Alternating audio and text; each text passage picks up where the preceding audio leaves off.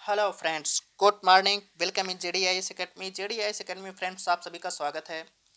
As you know that we will reading, हम लोग क्या पढ़ने जा रहे हैं? क्लास 6 स्टैंडर्ड की एनसीईआरटी यही पढ़ेंगे। We will read class 6 standard NCERT chapters number 2, आरंभिक मानव के बारे में जानकारी कैसे मिलती है।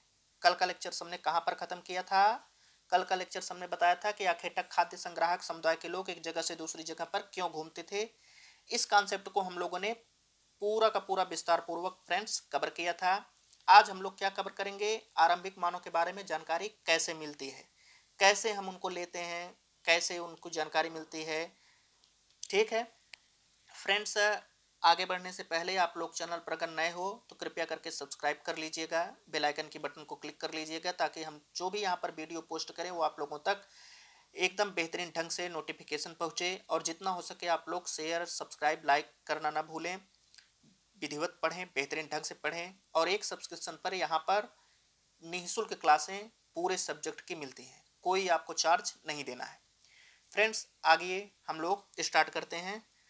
Let us start.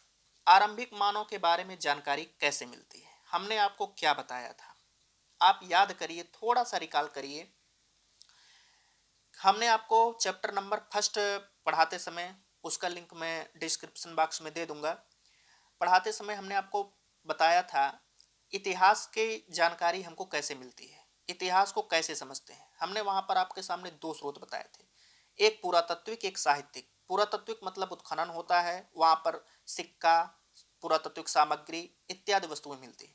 और दूसरा हमने साहित्यिक में बताया था यात्री लेखन, देश लेखन, यात्राटन, पुराण, साहित्य, टीका, ग्रंथ, ये सब हमने बताया था।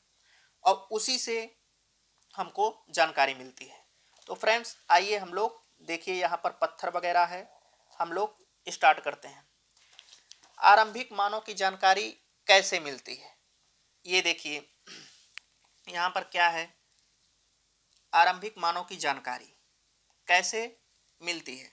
तो फ्रेंड्स, आरंभिक मानव के बारे में जानकारी कौन करता है? पुरातत्वविद। पुरातत्वविद की परिभाषा क्या है फ्रेंड्स? हमने आपको क्या बताया था पहले चैप्टर्स में, याद करिए। हम फिर से यहाँ पर रिमेंबर कर दे रहे हैं आप लोगों को। पुरातत्वविद का मतलब होता है ऐसे पुरातत्विक स्रोत, यानी कि जो जमीन के अंदर वस्तुएं गड़ी हैं, पड़ी हैं, उनका अध्ययन करने वाला पुरातत्वविद कहलाता है।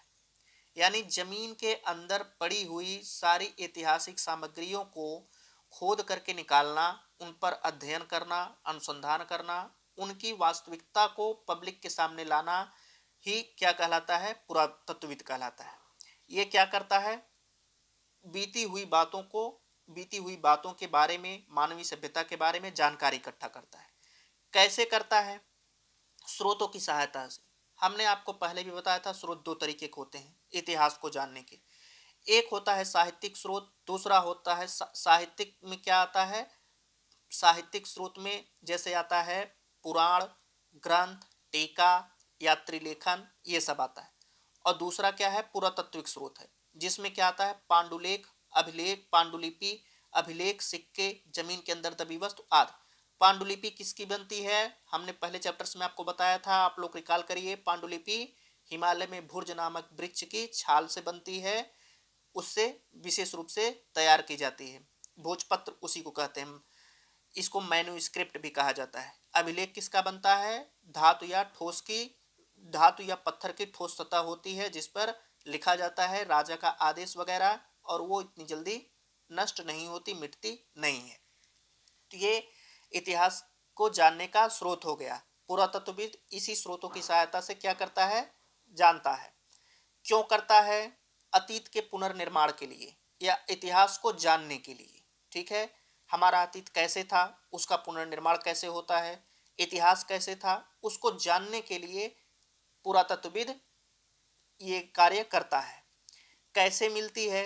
यानी कि आरंभिक मानव के बारे में जानकारी कैसे मिलती है? स्रोतों से मिलती है। तो फ्रेंड्स, इतना कॉन्सेप्ट हम लोगों का बेहतरीन ढंग से क्लियर हुआ। अब आगे के कॉन्सेप्ट पे हम लोग देखते हैं। आगे का कॉन्सेप्ट क्या है? स्रोत। स्रोत अभी हमने बताया हथियार, औजार। ये आरंभिक मानव के जानकारी के स्रोत हैं। तो फ्रेंड्स, आपके दिमाग में ये आता नहीं कि आरंभिक मानवों की क्या आवश्यकता पड़ी या उनको क्या जरूरत पड़ी कि वो हथियार बनाने के लिए अग्रसर हुए। हथियार बनाने का कारण क्या था या हथियारों का उपयोग वो क्या करते थे। पहली चीज की आपसे मैं शुरू से कहते आ रहा हूं, अभी पिछले लेक्चर्स में बताया, जंगली जानवरों की सुरक्षा। ये उनका पहला उद्देश्य था। जंगली जानवरों की सुरक्षा वो किस उद्देश्य से करते थे? आक्रमण से बचने के लिए। ठीक है, आक्रमण से बचने के लिए। और दूसरा क्या करते थे? इनके शिकार करने के लिए। यहां पर लिखा हुआ है ये आक्रमण से बचते कैसे थे? आक्रमण से बचने के पीछे इनके समूह का विकास भी हुआ। जब कोई, जैसे मान लीजिए कि यहां पर शेर है, हम फिगर इतना अच्छा नहीं बना पाते हैं, आप लोग समझ सकते हैं। ये मान लीजिए एक शेर है, ये इसके दांत हैं, ये इसकी पूंछ है, ये विशालकाय जानवर है। ठीक है, ये इसकी दांत वगैरह है। मान लीजिए शेर या अन्य कोई जानवर है। अब ये इस पे अटैक करेगा। ठीक है, यहाँ पर कोई एक अकेला मानव है तो ये क्या होगा? मारकर खा जाएगा। लेकिन अगर मान लीजिए अब यहाँ पर 10-20 या इकट्ठे में रहेंगे। ठीक है, ये इकट्ठे में 10-20 मानव हैं। अब क्या ये इसको मार के खा पाएगा? अगर ये मारने चलेगा तो ये सब लोग मिलकर के एक को खाएगा, तब तक इसको अटैक कर देंगे, मार देंगे, घेर करके मार देंगे यहाँ यहाँ। तो इससे क्या हुआ? इनका समूह का विकास हुआ। समुदाय में रहने का या समूह में रहने का विकास इसी पद्धति से हुआ। ये जंगली जानवरों से सुरक्षा के लिए। दूसरा क्या है? शिकार के लिए। शिकार ये शाकाहारी जीव जंतुओं का भी करते थे, जंगली जानवरों का भी करते थे। काटने तोड़ने आदि के लिए। क्या काटते थे? पेड़ वगैरह काटते थे। तोड़ते क्या थे? पत्थर। पेड़ों की छाल उतारने के लिए, इससे मांस भी काटा जाता था। पेड़ अगर है तो उसकी छाल उतार करके ये क्या उपयोग में करते थे? उसका वस्त्र बनाते थे, उसमें सामान भरते थे। वस्त्र बनाने की कला कहाँ से आई? यहीं से आई, यहीं से विकसित हुई। सामान भी उसमें गैदरिंग करते थे। जानवरों की खाल उतारने के लिए, ये जानवरों को मार करके उसकी खाल उतार करके उसको क्या बनाते थे? वस्त्र बनाते थे। और वस्त्र ये पहनते भी थे, उसमें सामान भी भरते थे। फल फूल काटने के लिए, हड्डियां मांस काटने के लिए, लकड़ियां काटने के लिए, इंसान के खाने योग्य जड़ों को खोदने के लिए, कंदमूल जैसा हमने बताया, जानवरों की खाल से बने वस्त्रों को सिलने के लिए, जैसा हमने बताया ये वस्त्र है, ये वस्त्र है, उसको आपस में सिलने के लिए, मानवीय जीवन से जुड़े अधिकतर कार्यों के लिए। तो ये इसीलिए हथियार बनाते थे। इसके अलावा अगर आपको कोई भी तथ्य याद हो तो वो आप इसमें ऐड कर सकते हैं। तो हथियार का उपयोग इसीलिए होता था और हथियार बनाने के पीछे की कहानी भी यही होती थी। फ्रेंड्स, अब नेक्स्ट पे आते हैं, हथियार किसके बनते थे? हथियार का प्रकार क्या था? तो आपको पता है हथियार 3 ही तरीके के होंगे। कौन कौन से? या तो लकड़ी के हथियार, या तो हड्डी के औजार, या तो पत्थर के औजार। लकड़ी के औजार क्यों नहीं दिखाई देते? क्योंकि लकड़ी बहुत ज्यादा दिन तक जीवित नहीं रहती। जीवित का मतलब वो बहुत ज्यादा दिन तक अस्थायी रूप से नहीं रहती, उसमें घुन वगैरह लग जाते हैं, उसके कीड़े मकोड़े लग जाते हैं, खा जाती है, सड़ जाती है, गल जाती है। तो ऐसा नहीं है मिले नहीं है, मिले हैं, पर वो अपने निकृष्टतम रूप में है, अर्थात वो क्षरण, इनका एक तरीके से आप कह सकते हैं क्षरण हो चुका है। दूसरा हड्डियों के औजार, ये लकड़ी से कुछ ज्यादा दिन तक रहते हैं, लेकिन ये भी जमीन के अंदर दबे हैं तो वो अत्यधिक ताप और दाब पर पिघल करके पेट्रोलियम में बदल जाते हैं, ये अन्य संसाधन में तब्दील हो जाते हैं। पत्थर के औजार ये नहीं बदलते, इनके ऊपर कोई फर्क नहीं पड़ता। पत्थर के औजार जो प्राचीनतम औजार जो पत्थरों के बने होते हैं। तो ये हथियार 3 ही तरीके से बनाते थे, लकड़ी के, हड्डी के, पत्थर के। अब लकड़ी का उपयोग ईंधन के रूप में ये करते थे, झोपड़ियों के निर्माण में करते थे, औजार बनाने में करते थे। आग का आविष्कार होने से पहले तो कोई यूज नहीं था, लेकिन जब से आग का आविष्कार हुआ वहां पर ये ईंधन का प्रयोग बहुतायत में करने लगे। उससे जब इनको झोपड़ी का निर्माण का इनके अंदर विकास हुआ, ये भावना आई कि पेड़ों की शाखाओं पे हम अगर रह सकते हैं तो उससे मिला करके हम झोपड़ी भी बना सकते हैं। तो ये झोपड़ी बनाने लगे। लकड़ी आगे की धार, जैसे मान लीजिए ये लकड़ी है, ठीक है, अब इतना मोटा है और फिर आगे ये छील करके नुकीला बना देते थे। इसका ये पॉइंट क्या होता था, नुकीला हो जाता था। अब इसको ये भाले की तरह दूर से फेंक कर जानवरों पर मार देते थे, जानवरों को मार देते थे, भाले की तरह से प्रयोग करते थे, फेंक करके प्रयोग करते थे।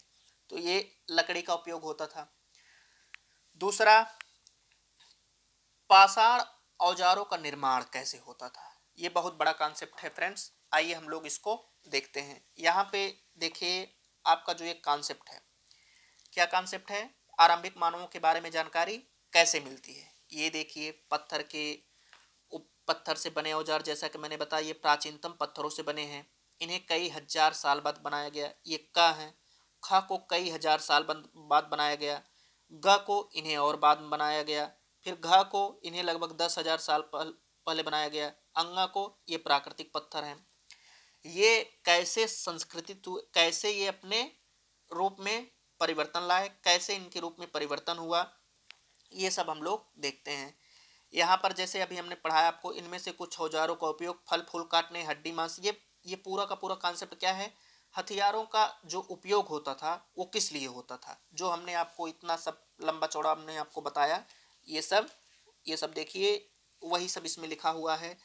यहाँ देखिए पेड़ों को छाल, जानवरों की खाल, हड्डी, मुट्ठे लगा करके भाले बनाए जाते थे। कुछ औजारों से लकड़ियाँ काटी जाती थी। लकड़ियों का उपयोग ईंधन के साथ साथ झोपड़ी और औजार बनाने के लिए भी किया जाता था। तो अब पत्थर के औजारों का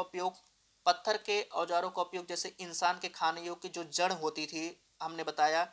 ये देखिए कंदमूल, ये इस तरीके का एक पत्थर है। यहाँ पर इसका क्रोट क्या है, एकदम नुकीला है इसका सिरा। अब ये इस तरीके से हाथ में पकड़ते थे, ठीक है, इसको हाथ में पकड़ करके ये देखिए खोदा गया है। और ये जड़ वाला फल है, यानी कि जड़ वाला पेड़ है। जैसे मान लीजिए कि गाजर है, कंदमूल है, शकरकंद है, आलू है।